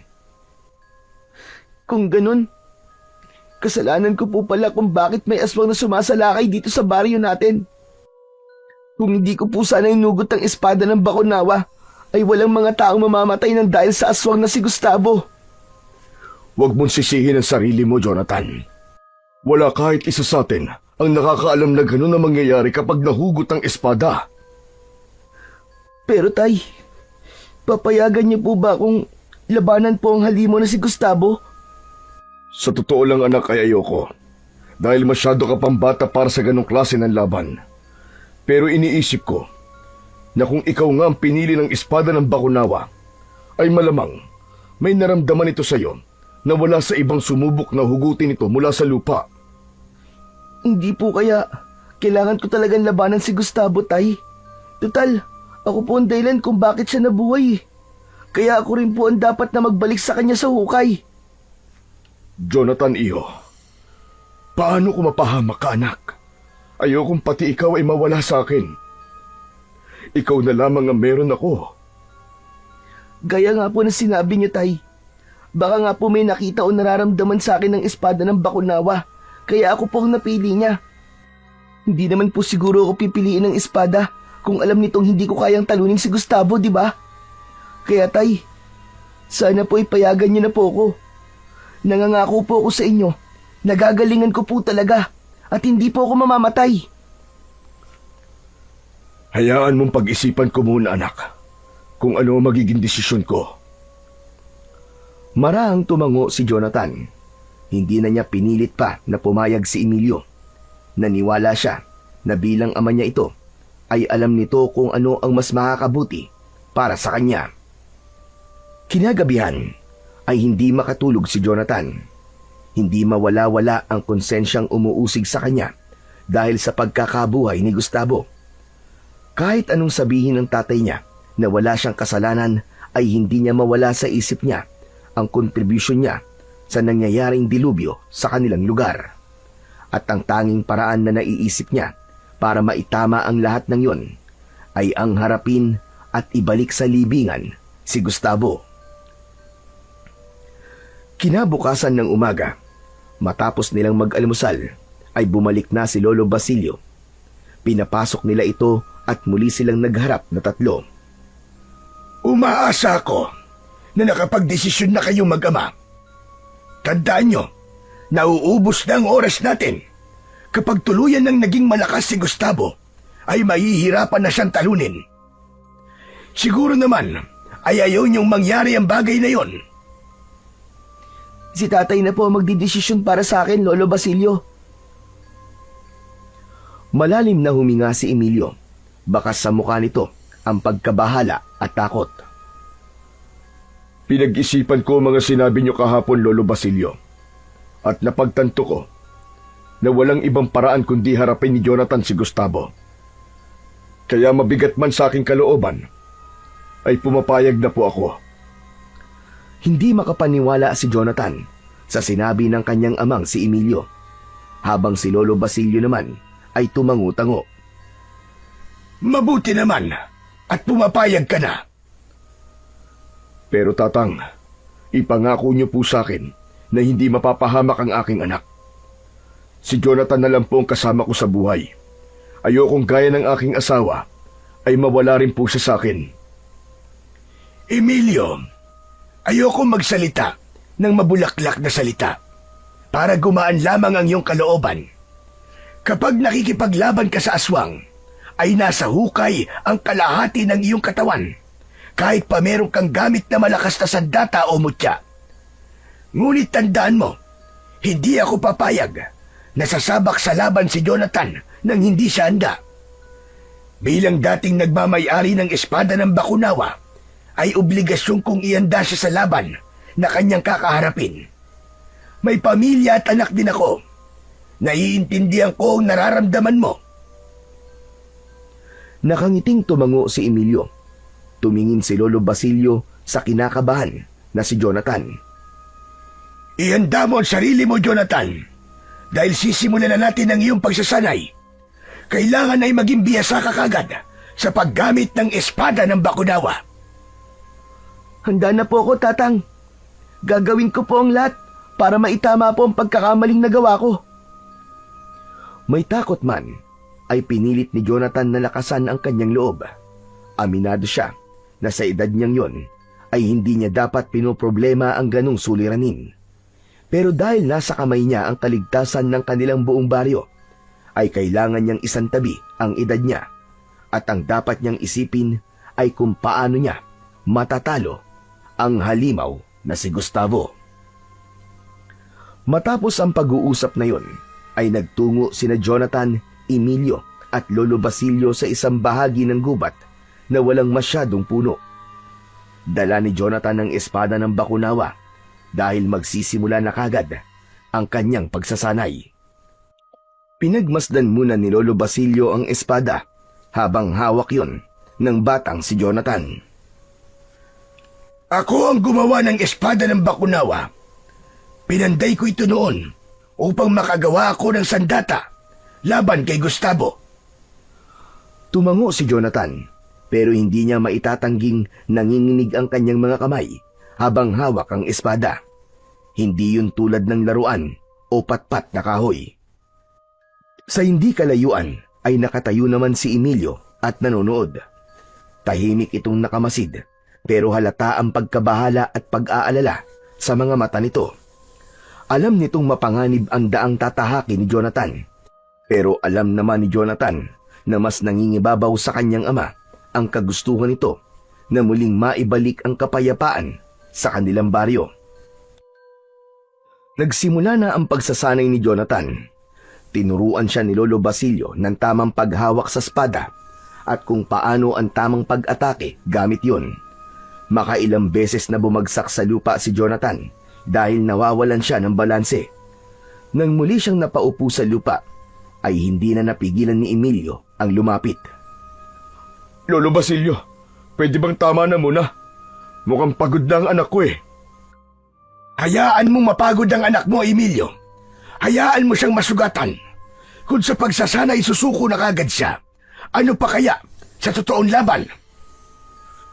Hindi na nagsalita pa si Emilio at tila mabigat sa loob na bumalik ito sa dati nitong kinatatayuan. Itinuro ni Lolo Basilio kung paanong dapat gumalaw ang mga paa ni Jonathan. Itinuro din ito kung ano ang tamang posisyon ng kanyang katawan at kung paano tatanggapin ni Jonathan ang enerhiya at lakas na ibinibigay sa kanya ng espada. Ngunit sa bawat galaw ni Jonathan ay palagi siyang sumasablay. Mabagal ang kanyang hakbang at kulang sa puwersa ang kanyang pag-atake. Ilang beses niya ring nabitiwan ang espada ng Bakunawa, kaya tila nawawalan na siya ng pag-asa. Ang hirap naman po ng pinapagawa niyo sa akin, Tatang. Hindi mo kailangan maging mahusay kagad, Iho. Sapat nang alam mo kung paano gamitin ng tama ang espada. Pero kailangan mong maging matatag. Ang espada ay hindi sumasama sa mahina ang loob. Alam nito na kaya mo itong gamitin, Jonathan. Kaya maniwala ka sa iyong sarili. Paulit-ulit na tinuruan ni Lolo Basilio si Jonathan, kahit ilang ulit din siyang nagkamali. Naging matyaga ito sa kanya at hindi man lang siya nito pinagalitan. Lumipas ang ilang oras at pawisan na si Jonathan. Namamanhid na ang kanyang mga braso at nanginginig na ang tuhod niya sa pagod. Pero sa tuwing naiisip niyang sumuko, ay bumabalik sa isip niya ang imahe ng aswang na umatake sa kanilang baryo at ang sigaw at takot ng mga tao. Makalipas ang ilang oras ng pagsasanay, ay tinapik ni Lolo Basilio sa balikat si Jonathan. Sa ngayon, ay tapos na ang ating pagsasanay, Iho. Kapag may oras ka, ay maaari ka magsanay ng ikaw lang. Bukas ng umaga ay magkikita tayo muli dahil may importanteng bagay ako dapat na sabihin sa iyo. Kahit paano ay nagpasalamat si Jonathan na tapos na ang pagsasanay nila sa araw na yon dahil talaga namang pagod na siya. Magkakasama silang lumabas ng gubat na yon na dala ang pag-asa na magtatagumpay sila na tapusin si Gustavo sa oras na makaharap na nito si Jonathan. Pagka-uwi ni na Jonathan at Emilio sa bahay, ay agad na umupo si Jonathan. Si Emilio naman ay inabutan siya ng isang baso ng malamig na tubig na agad naman niyang ininom. Kumusta ka, anak? May masakit ba sa'yo? Buong katawan ko po yata, Tay, masakit. Pero ayos lang po kasi kailangan ko po talaga magsanay para maging biyasa po ako sa paggamit ng espada ng Bakunawa. Pasensya ka na, anak. Kung ikaw ang kailangan na gumawa nito. Kung pwede ko lang sanang akuin ng responsibilidad na meron ka ngayon, ay ginawa ko na. Ayos lang po. Naiintindihan ko na may dahilan kung bakit ko nahugot sa lupa ang espada ng Bakunawa. Siguro po, kailangan ko maging matapang kasi puro takot na lang po ang pinapairal ko eh. Hindi po pwedeng habang buhay akong takot, Tatay. Darating po ang araw na kailangan ko maging matapang para maipagtanggol ko po kayo. Matamis nang ngumiti si Emilio at natutuwa nitong ginulo ang buhok ni Jonathan. Sobra mo akong pinapahanga, anak. Napakabata mo pa pero parang matanda ka na kung mag-isip. Napakaswerte ko kasi ikaw ang naging anak ko. Maswerte rin po ako, Tay, na kayo po naging tatay ko. Tumabi si Emilio kay Jonathan at niyakap siya nito. Sa yakap na yon ng kanyang ama ay tila nawala ang lahat ng pagod na kanyang nararamdaman. Naniniwala si Jonathan na hanggat nasa likod niya ang tatay niya ay walang pagsubok ang hindi niya malalagpasan at mapagtatagumpayan. Matapos makapagpahinga mula sa nakakapagod na pagsasanay, ay nagtungo kagad si Jonathan sa likod ng kanilang bahay, dala ang espada ng Bakunawa. Habang hawak niya ng maigpit ang espada, ay pilit niyang inaalala ang bawat galaw na itinuro sa kanya ni Lolo Basilio. Ang tamang paghawak, ang hakbang ng mga paa, at ang ikot ng katawan bago umatake. Bagamat mag-isa lang siya, ay ramdam na ramdam niya ang presensya ni Lolo Basilio na parabang naririnig niya sa isipan niya ang boses nito. Pawisan kagad si Jonathan makalipas ang halos isang oras ng pagsasanay. Nahihirapan pa rin siya pero hindi tulad ng una. Mas pino na ang kanyang mga galaw at mas kontrolado na niya ang bigat ng espada. Maya-maya pa ay lumapit sa kanya ang amang si Emilio na may dalang turon at tubig. Huminto muna saglit si Jonathan at lumapit sa kanyang ama. Ibinigay naman ni Emilio sa kanya ang dala nito. Kumain ka na muna anak at baka maubusan ka ng lakas sa kakasanay mo. Maraming salamat po, Tay. Agad na nilantakan ni Jonathan ang turon. Habang kumakain siya, ay napatingin siya sa espada na nasa tabi ng kanyang paa. Kumusta na ang pagsasanay mo anak? Kaya mo ba kahit wala si Lolo Basilio? Kaya naman po. Natatandaan ko pa po kasi yung mga tinuro niya sa akin. Kahit paano, nasasanay na po akong gamitin ng espada sa pag-atake. Pero kailangan ko na po agad maging biyasa. Kasi hindi natin pwedeng hayaan na pumatay ng pumatay si Gustavo ng mga tao dito sa atin. Tama ka. Pero wag mong masyadong pilitin ang sarili mo anak. Mas importante pa rin ang buhay mo kaysa sa kung anumang bagay o responsibilidad. Muling tinignan ni Jonathan ang espada ng Bakunawa. Alam niyang malayo pa siya sa pagiging handa. Pero bawat patak ng pawis niya sa lupa ay tila nagbibigay ng pag-asa sa kanya. Matapos kumain, ay muling ipinagpatuloy ng bata ang kanyang pagsasanay. Habang ang ama niyang si Emilio ay tahimik na pinapanood siya. Nang sumunod na araw, ay muling bumalik si Lolo Basilio sa bahay ni na Jonathan. Seryoso ang mukha nito nang iabot nito kay Jonathan ang isang papel na may nakasulat na tila dasal na nasa wikang hindi niya maintindihan. Ano po ito, Tatang? Yan ang dasal na kailangan mong kabisaduhin iyo. Pero hindi mo lang dapat yan makabisa, kundi dapat ay masabi mo rin ng tama ang bawat salita. At dapat ay magmumula sa iyong puso ang pagbigkas mo niyan. Ang dasal na yan ay nilikha ng isang mahusay na babaylan noon sa baryo na ito. At yan ang magiging dasal upang maibalik mo si Gustavo sa kanyang libingan. Tinignan ni Jonathan ang papel at pabulong niyang binasa ang nakasulat doon. Terra antiqua, consuma hostem, umbra profana, redi ad abyssum, spiritus mali, ligare a eterum, lux vincit finis fiat. Tatang, ano po bang ibig sabihin ito?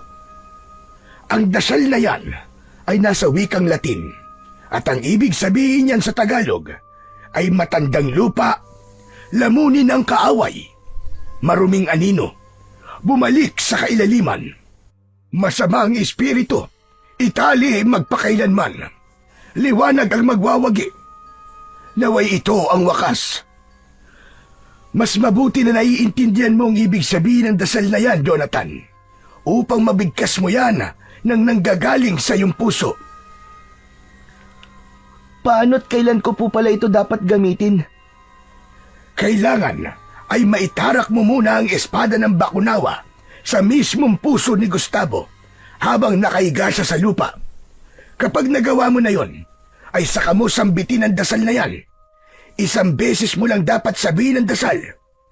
Kritikal ang tagpong yun iyo, dahil isang maling bigkas mo lamang sa isang salita ay hindi gagana ang dasal.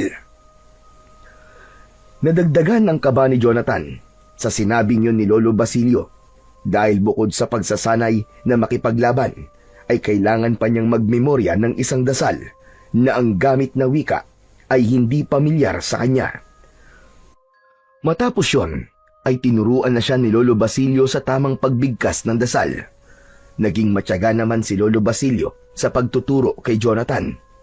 Alam niya na kailangan niyang seryosohin ang bagay na yon, lalo na at doon nakasalalay ang buhay ng lahat ng tao sa kanilang baryo. Sa araw din na yon, ay sinanay muli ni Lolo Basilio si Jonathan sa paggamit ng espada ng Bakunawa. Sa likod na lang sila nagsanay dahil nakita ni Lolo Basilio na meron doong sapat na espasyo.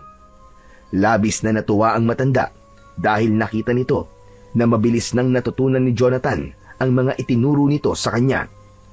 Kaya nang matapos ang pagsasanay, ay puro papuri ang natanggap ni Jonathan mula sa matandang lalaki. Pambihira. Napakabilis mong matuto, Jonathan. Parang kahapon lang hirap na hirap kang hawakan ng espada ng Bakunawa. Ngunit ngayon, tignan mo, ay parang napakatagal mo nang ginamit yan. Pagkatapos po kasi nating magsanay kahapon, ay nagsanay po ulit ako dito sa bahay. Mabuti naman kung ganon. Sa tingin ko, ay handa ka na kahit papano. Ang dasal na lamang ang aralin mo. Memoryado ko na po ang dasal, Lolo Basilio. Ang sasanayin ko lang po ay ang tamang pagbigkas. Tumangu-tangu naman si Lolo Basilio. Nawala ang ngiti nito at sumeryoso ang muka ng matanda. Jonathan Iyo, sa totoo lang, ay hindi ko inaasahan na isang bata ang susunod na magiging tagapangalaga ng espada ng Bakunawa.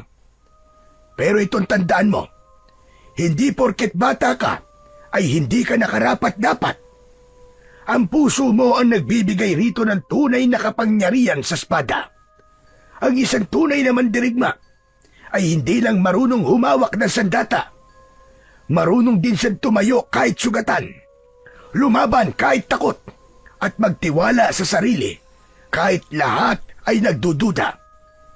At ikaw yon, Jonathan. Wala nang iba pa. Si Jonathan naman ang napangiti sa pagkakataon na yon. Nagpapasalamat siya kay Lolo Basilio. Nagpaalam na ito sa kanila at sinabi nito ay muli itong babalik bukas. Ngunit nang lalabas na sana ito ng pinto ay bigla itong natigilan. Naramdaman ni Jonathan na tila naging balisa si Lolo Basilio. Bakit po, Tatang? May problema po ba? May masama ako naaamoy sa hangin. Masagsang. Sa tingin ko, ay magaganap na mamayang gabi ang muling pagsalakay ni Gustavo. Hindi na muna ako aalis. Dito muna ako. Kailangan ay nasa tabi mo ko kapag hinarap mo na si Gustavo. Nagkatinginan sina Jonathan at ang ama niyang si Emilio. Bagamat kinakabahan, ay pilit na pinapatatag ni Jonathan ang kanyang sarili. Alam niya na sa darating na gabi ay makakaharap na niya si Gustavo, ngunit hindi niya akalain na ganun yun kabilis mangyayari. Pagsapit ng gabi ay nakaupo sa may sala sina Jonathan. Nasa tabi niya ang espada ng Bakunawa habang paulit-ulit niyang ibinubulong ang dasal na kailangan niyang kabisaduhin. Sina Emilio at Lolo Basilio naman ay tahimik na nakikiramdam sa paligid. Maya-maya pa ay biglang tumayo si Lolo Basilio. Suminghot ito at pagkatapos ay tumingin kay Jonathan. Tama nga sinabi ko kanina. Paparating na siya, Iyo.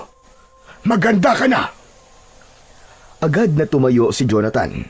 Hinawakan niya ang espada ng Bakunawa, kaya nawala ang kalawang at lumot na nakabalot doon. Naramdaman niya ang pagdaloy ng kakaibang enerhiya sa buo niyang katawan hanggang sa kahuli-hulihang hibla ng kanyang ugat. Anak, mag-iingat ka. Ipagdadasal ko na magtagumpay ka.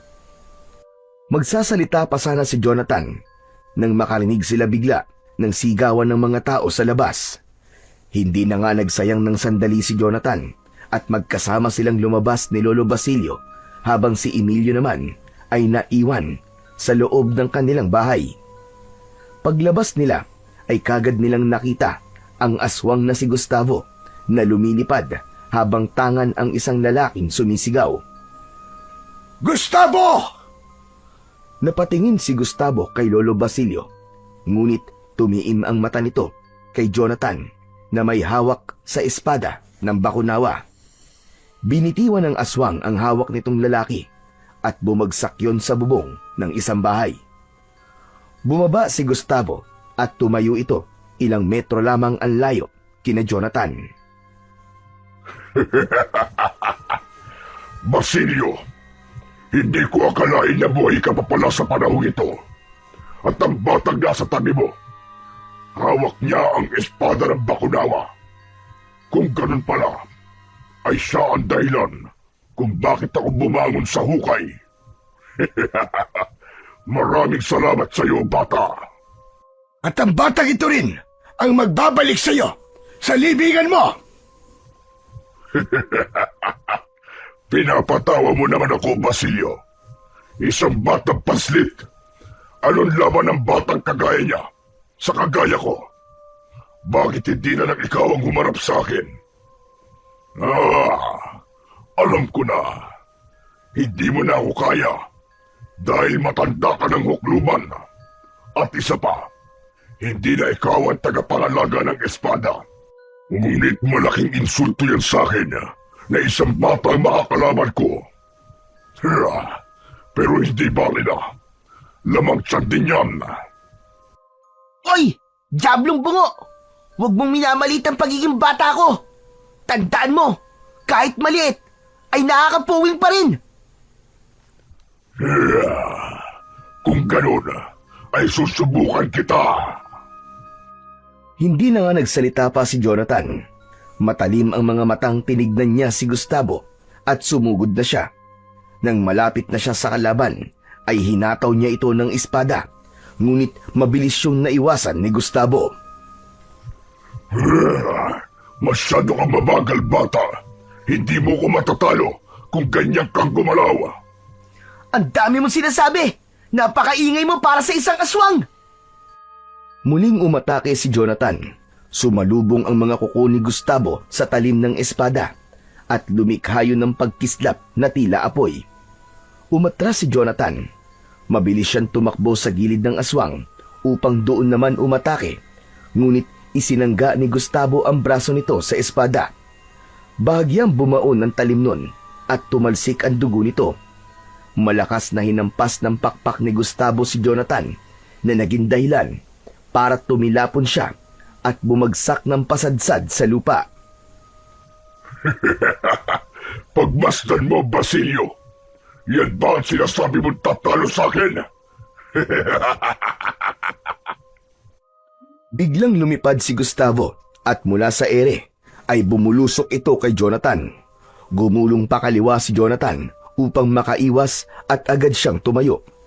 Doon na sila nagpalitan ng pag-atake. Sa bawat saksak ni Jonathan sa aswang ay may katumbas na hampas ng pakpak ng aswang o pagkalmot ni Gustavo. Sa isang mabilis na pag-atake ni Gustavo ay nagawa nitong makalmot sa balikat si Jonathan. Napaatras siya at bahagyang nanlambot ang kanyang mga tuhod. Espada ng Bakunawa! Bigyan mo pa ako ng lakas! Gabayan mo ako at huwag mong hayaan na matalo tayo sa laban na to! Walang ano-ano'y nagliwanag bigla ang espada ng Bakunawa. Pakiramdam ni Jonathan ay may mga kamay na gumagabay sa kanya ng sandaling yon. Tila may isang pulutong ng mga mandirigma sa likuran niya na kasama niyang makipaglaban kahit ang totoo ay mag-isa lang siya. Muling sumugod si Gustavo pero sa pagkakataon na yon ay mas malakas na si Jonathan. Sinalubong niya si Gustavo. Lumuhod siya at sumadsad sa lupa ang mga tuhod niya. Buong lakas niyang hiniwa ang tagiliran ng aswang. Umalingaw-ngaw ang malakas na sigaw ni Gustavo sa buong baryo. Mas lalo pang lumakas ang loob ni Jonathan nang makita niya ang mga taong nanonood sa kanyang pakikipaglaban. Alam niya na kailangang manalo siya upang hindi na mabuhay ang mga ito sa takot. Nang mapaluhod si Gustavo, ay sinamantala ni Jonathan ang pagkakataon na yon. Sunod-sunod niyang inatake si Gustavo. Sinaksak niya ito sa likod, sa binti at sa balikat. Hanggang sa tuluyang bumagsak sa lupa si Gustavo na naliligo sa sarili nitong dugo. Jonathan! Oras na! Gawin mo na ang orasyon! Lumapit si Jonathan sa nakahigang si Gustavo. Mabigat ang bawat takbang niya at hindi nawawala ang apoy sa kanyang mga mata. Umangat si Gustavo para muling umatake, pero huli na dahil naitutok na ni Jonathan ang espada ng Bakunawa sa tapat mismo ng puso nito. Nanlaki ang mga mata ni Gustavo sa labis na pagkabigla. Diablong bungo ka! Masyado mo ako minaliit ha! Kung nakikita mo lang sana ang itsura mo ngayon, sigurado ako na kahit ikaw ay maaawa sa sarili mo. Maawa ka sa akin. Huwag mo kong ibalik sa libingan. Hindi na ako papatay. Nangangako ko. Natingin mo ba? Papaniwalaan kita. Sa itsura mong yan, hindi ka talaga gagawa ng kabutihan. Katapusan mo na ngayon! Diablong buwang ka! Malakas na sumigaw si Jonathan at walang pag-aatubili na ibinaon niya ang espada ng Bakunawa sa tapat mismo ng puso ni Gustavo. Kasunod nun ay agad niyang binigkas ng buong puso at may diin ang dasal na itinuro ni Lolo Basilio. Terra antiqua, consuma hostem, umbra profana, redi ad abyssum, spiritus mali, ligare a eternum, lux vincit, finis fiat. Uminit ang hangin sa paligid. Nagsimulang yumanig ang lupa habang sumisigaw si Gustavo. Bumuka ang lupa sa ilalim ng aswang at mabilis itong nilamon nun. Muling sumara ang lupa at naiwan sa ibabaw ang kalahating bahagi ng espada ng Bakunawa. Muling binalot ng kalawang at lumot ng espada, habang si Jonathan naman ay habol ang paghinga at sugatan. Lumapit si Lolo Basilio kay Jonathan at agad na sumunod dito si Emilio. Mahigpit siyang niyakap ni Emilio habang nakapalibot sa kanila ang mga tao. Anak! Anak, nagtagumpay ka! Nagtagumpay ka, anak! Natalo mo ang aswang! Tanging ngiti lang ang naisagot ni Jonathan dahil sa pagod at mga sugat na kanyang nakuha mula sa pakikipaglaban ay unti-unti nang nanlabo ang kanyang paningin hanggang sa tuluyan na siyang nawalan ng ulirat. Nang bumalik ang malay ni Jonathan ay nasa loob na siya ng isang kwarto sa ospital.